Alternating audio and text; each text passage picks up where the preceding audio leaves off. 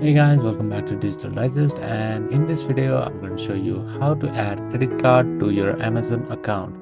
Alright, let's get it started. So over here you can see I am on my Prime Video application. So you can open your application like this. So once you open your application, what you have to do is on the right hand side you can see your profile. Click over here and click on settings.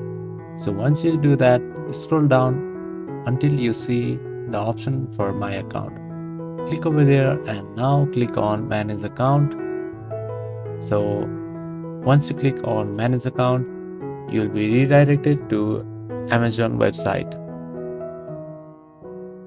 Alright, so here what you have to do is you can click on set payment method. Click over here,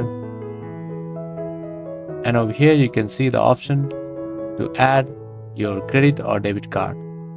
So that's it. That is how you'll be able to add a credit card on Amazon. Thank you for watching this video, and I'll see you on the next one. Also, don't forget to subscribe to our channel for more videos like this.